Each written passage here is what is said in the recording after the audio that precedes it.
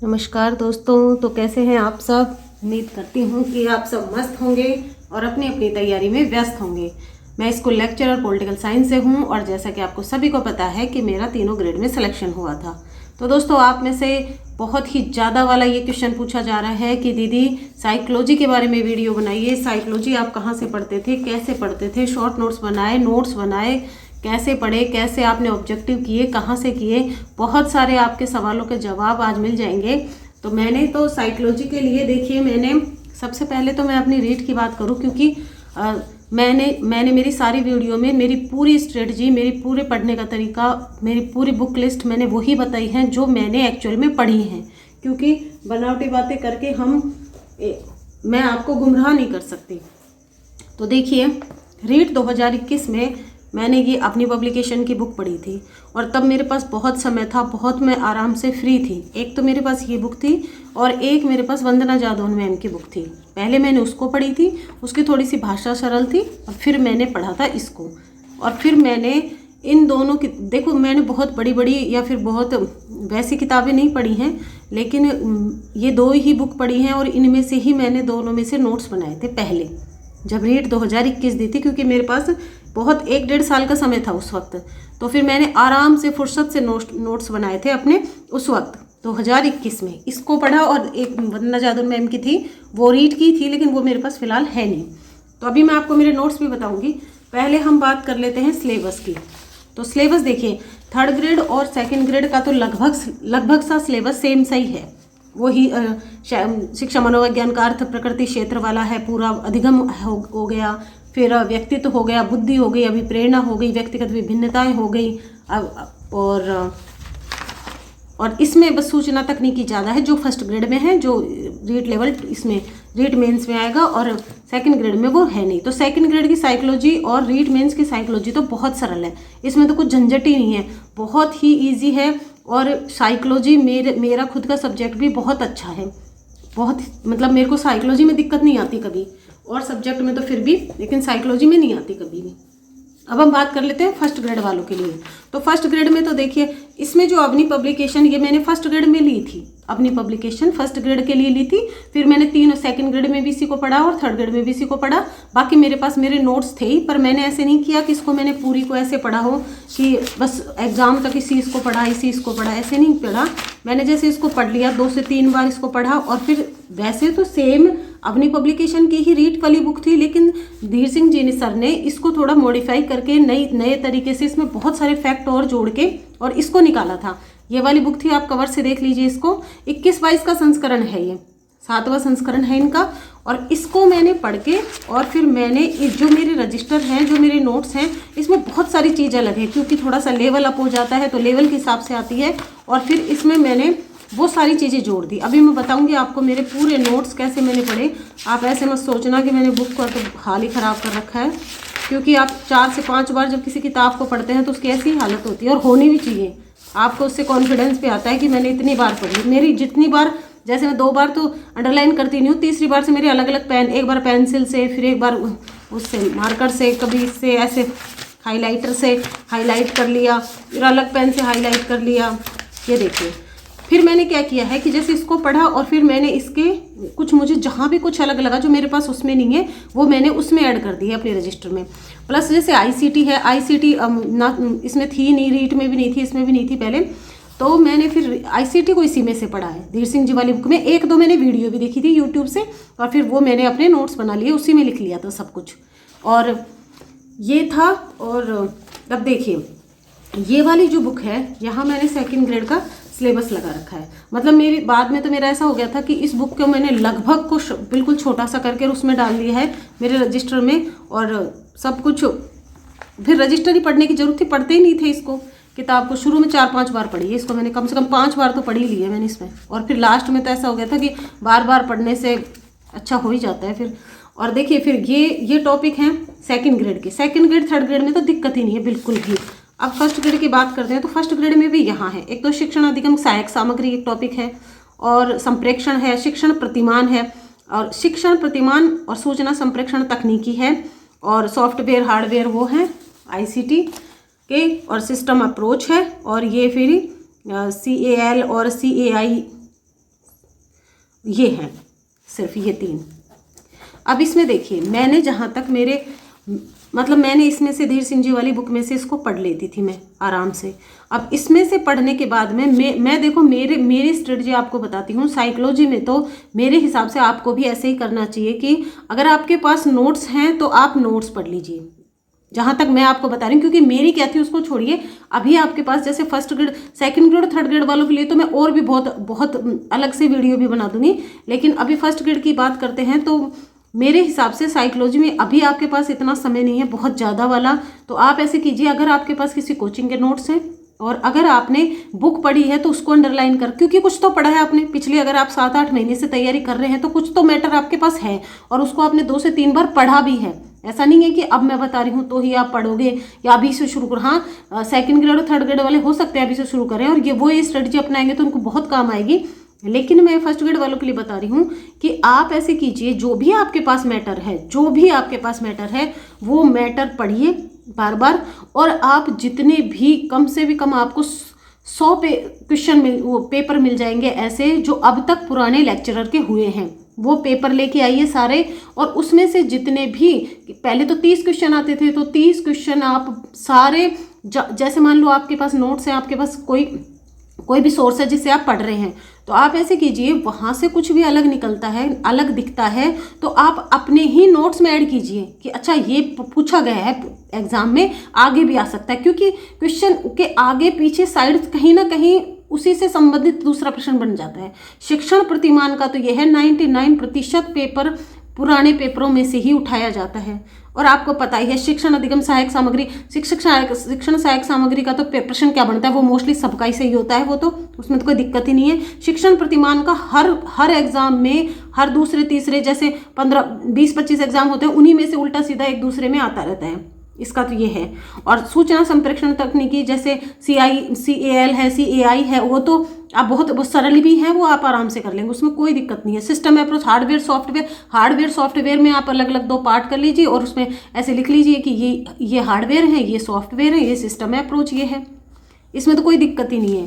Psychology में आराम से कर लेंगे आप। अब मैं मेरा बताती हूँ कि मैंने कैसे की थी। जैसे मेरा तो ये था, मेरे पास देखिए, अब मैं आपको मेरे रजिस्टर बता देती हूँ। मेरे पास जैसे मेरे ये रजिस्टर थे, साइकोलॉजी फर्स्ट, साइकोलॉजी सेकंड और इसमें तो थोड़ा सा ही है, थोड़ा।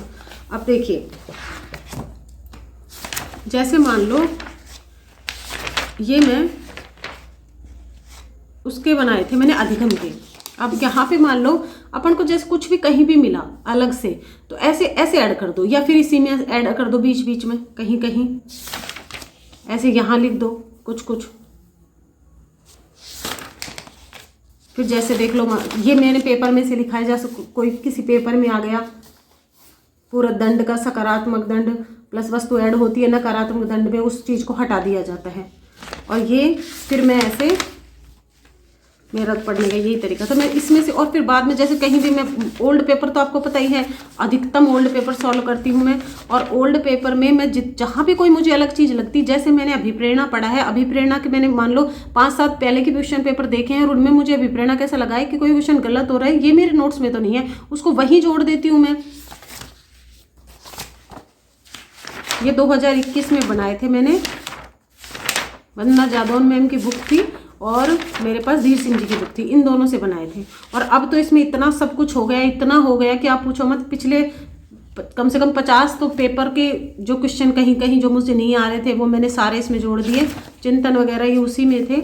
अब इसमें देखिए, जैसे हर बार एग्जाम में अलग पूछ लेता है, किसी में एटलस ऑफ मैन इसकी बुक को पूछ लेता है, जैसे एंडोमॉर्फिक, मेसोमॉर्फिक, एक्टोमॉर्फिक, तो मैं तो ऐसे याद रखती थी। एंडोमॉर्फिक जो मस्त मोला लोग होते हैं वो गोलाकार होते हैं, मजाकिया हंसमुख होते हैं, गोलमटोल होते हैं, उनको विसेरोटोनिया, मैंने तो बहुत सारी ट्रिक व्रिक बना रखी थी कि ऐसे विसेरोटोनिया उनको पसर जाते हैं, कहीं पे भी ऐसे गिर जाते हैं, वो हो जाते हैं, ऐसे याद किया था। लंबा कार्य एक्टिव होते हैं बहुत, मतलब लंबे होते हैं और लेकिन चिड़चिड़े होते हैं, जो लंबे होते हैं वो चिड़चिड़े होते हैं। मेसोमॉर्फिक ऐसे कह रहा था, ऐसे ऐसे बना लिया आयताकार। स्प्रेंगा का टाइप्स ऑफ मैन, फिर मैंने ऐसे बना लिया। ऐसे मैंने ये साइकोलॉजी के मेरे खुद के नोट्स हैं। अब आप में से अधिकतर लोग जो मैंने नोट्स दिखाए राजस्थान ज्योग्राफी के, अच्छा परिभाषाओं का ये है कि परिभाषाएं तो आप देखो, अभिप्रेरणा हो गई एक, जैसे फर्स्ट ग्रेड में तो अभिप्रेरणा है नहीं, और इनमें जैसे 2-4 परिभाषा हैं सेकंड ग्रेड उसके लिए, तो वो परिभाषाएं आप याद कर लीजिए, या फिर आप पेज में लिख लिख के याद कर लीजिए उसको। किसी में ऐसे में 10-15 परिभाषाएं हैं जो पिछले एग्जाम में, ऐसे मत कीजिए कि आप बुक में से देख देख के परिभाषा याद कर रहे हैं, आप पिछले एग्जाम में आई हुई ही याद कीजिए, बस बहुत है। अब जैसे देखो ये शायद मैंने यूट्यूब से किसी से पढ़ा था, ये मुझे अलग लगा तो मैंने इसको लिख के और इसको यहीं चिपका लिया टॉपिक पे ही। जैसे कोई टॉपिक मुझे लगता था कि ये मुझे सही नहीं, ये देखिए आरटी एक्ट, पूरा आरटी एक्ट है इसमें पूरा, इससे बाहर तो आता ही नहीं है।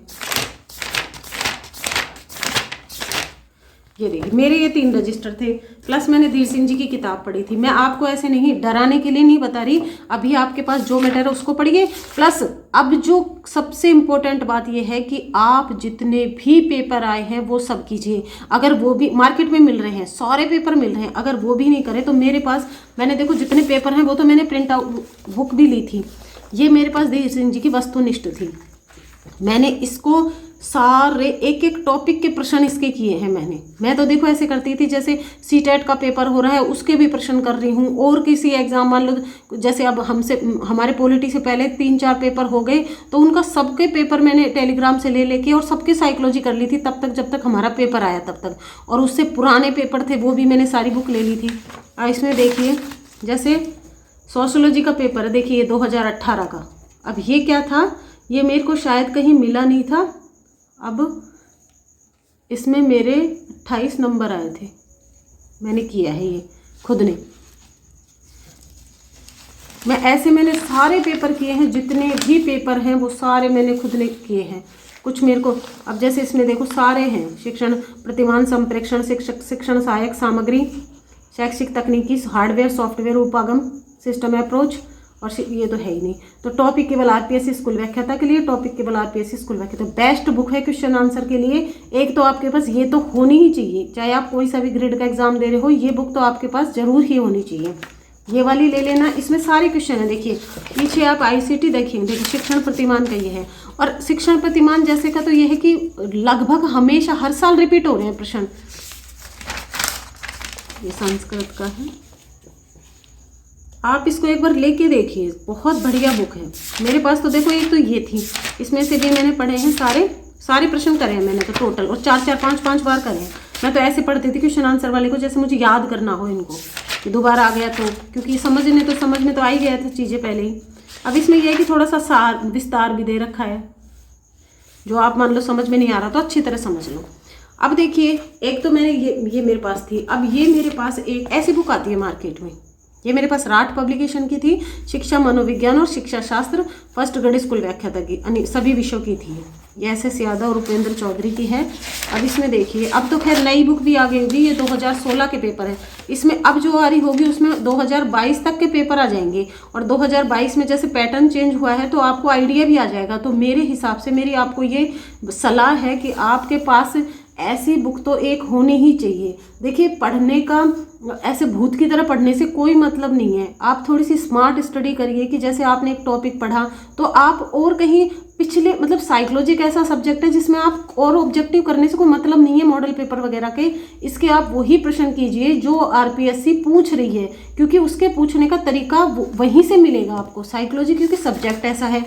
अब ये 2016 के पेपर, ऐसे आपको 2022 के पूरे पेपर मिल जाएंगे, जितने भी पेपर इसमें 2016 के हैं, 2014 के हैं, ऐसे आपको 2020 के पेपर और 2022 के, आप तो 2020 और 22 के ही ले आना। ऐसी बुक भी आती होगी, क्योंकि जब ये आई है तो वो भी आती होगी, हालांकि मुझे पता नहीं है। और 2016 के 14 के तो मेरे पास ये थे, बाकी 2020 के मैंने सारे, आज भी मेरे फ़ोन में टोटल डाउनलोड PDF पड़ी है इसकी, जो सारे ऐसे करती थी मैं, जैसे सोशियोलॉजी का पूरा पेपर डाउनलोड करती थी, पूरा पेपर ही होगा वो तो, प्रश्न तो कहाँ से निकलेंगे। और फिर ऐसे साइकोलॉजी के प्रश्न मैं खुद करती थी, क्योंकि आंसर की तो उसमें होती नहीं थी। अब आप बिलीव नहीं करेंगे, मेरे फ़ोन से ही ये रिकॉर्डिंग हो रही है, नहीं मैं आपको दिखाती अभी कि मेरे पास आंसर की भी, फिर एक दिन जैसे अभी मैंने ये पेपर कर लिया और फिर मैं हस्बैंड को दे देती थी और फिर आंसर की निकालती थी और फिर उनसे चेक करवाती थी कि एक बार देखना मेरे कितने नंबर आए हैं। तो ऐसे ये पेपर किया था मैंने। ऐसे मैंने टोटल पेपर किए हैं, लगभग मैंने संस्कृत तक के पेपर किए हैं साइकोलॉजी के, तो लेकिन वो डाउनलोड करके 20 का क्योंकि मेरे पास थे नहीं, ये तो 18 वाला है और भर्ती वो शायद 18 की थी और ये 16 और 14 के इसमें है। तो आप ऐसी बुक तो आपके पास होनी ही होनी चाहिए। सबसे अच्छी बात ये और कोई सब्जेक्ट ही नहीं है, सिर्फ साइकोलॉजी है। तो मेरा आपको मैंने लगभग सब कुछ बता दिया है। सेकंड ग्रेड थर्ड ग्रेड के लिए भी लगभग ये वीडियो बहुत अच्छी रहेगी, लेकिन फिर भी अगर वो कहेंगे तो उनके लिए मैं अलग से पूरा एक अच्छे से वीडियो और बना दूंगी। मेरे पढ़ने का तरीका यही था साइकोलॉजी, क्योंकि मैं हमेशा आपको भी बोल रही हूँ कि सुबह के टाइम पढ़िए। अगर आपसे मान लो बहुत सारे मैसेज आए मेरे पास कि हमसे उठा नहीं जाता, सुबह हम लेट नाइट पढ़ते हैं, तो पढ़ने का सबका तरीका अपना अपना अलग अलग होता है। लेकिन फिर भी अगर आप मान लो 3 बजे 3:30 नहीं उठ रहे हैं, तो आप 5 से जो 7 का जो समय होता है उसमें साइकोलॉजी पढ़िए, क्योंकि दिमाग एकदम शांत होता है उस वक्त, और उस वक्त का पढ़ा हुआ साइकोलॉजी और मैथड तो इसमें है नहीं, मैनेजमेंट। साइकोलॉजी और मैनेजमेंट दोनों सब्जेक्ट आप सुबह पढ़िए। 7 दिन साइकोलॉजी पढ़ लीजिए, 7 दिन मैनेजमेंट पढ़ लीजिए, ताकि आप एक सब्जेक्ट से बोर भी नहीं होंगे। और आपको फिर आप खुद देखोगे, खुद आपको लगेगा बहुत अच्छा याद हो रहा है, बहुत ही अच्छा याद हो रहा है। और बाकी मैंने कुछ सब कुछ ले लिया, वैसे तो समेट लिया, लेकिन फिर भी अगर आपको कहीं कुछ डाउट लग रहा है तो प्लीज़ एक बार कमेंट कर देना। और आप लोग इतने लोग वीडियो देखते हैं और चैनल को सब्सक्राइब भी नहीं करते। देखिए मैं मेरा 100% दे रही हूँ, मैं मेरी पूरी कोशिश कर रही हूँ, और अगर आपको अच्छा लगे तो ही आप सब्सक्राइब किया करो, अगर आपको अच्छा नहीं लगे तो मत करना। लेकिन मुझे नहीं लगता कि कहीं से, क्योंकि ये देखिए मेरे साथ जो जैसे मैंने पढ़ाई की है वैसे वैसे मैं बता रही हूँ। मैंने इसमें कहीं भी एक भी वीडियो में अपना बनावटीपन नहीं दिखाया, क्योंकि मैंने इतना स्ट्रगल किया है तो मुझे पता है मैं कैसे पढ़ी हूँ, क्या पढ़ी हूँ। और आप लोगों को मेरी किताबों से, नोट्स से लगभग सबको समझ में आ ही रहा होगा कि पढ़ाई तो थोड़ी की है थोड़ा बहुत। और आप सब लोग मस्त रहिए, व्यस्त रहिए और स्ट्रेस फ्री रहिए। सबसे बड़ी बात यह है, टेंशन फ्री होके पढ़िए। अभी जो समय है वो गोल्डन टाइम चल रहा है आप लोगों के लिए, इससे अच्छा समय नहीं आएगा। तो बस पढ़ते रहिए, और किसी भी तरह का कोई डाउट है तो कमेंट बॉक्स में कमेंट कीजिए। और तो बस ठीक है, चैनल को सब्सक्राइब कर लेना, और वीडियो अच्छी लगी हो तो लाइक कर देना और अपने दोस्तों को भी भेज देना। Thank you very much, thank you. और आगे कौन सी वीडियो चाहिए उसके लिए कमेंट बॉक्स में कमेंट कीजिए। Thank you.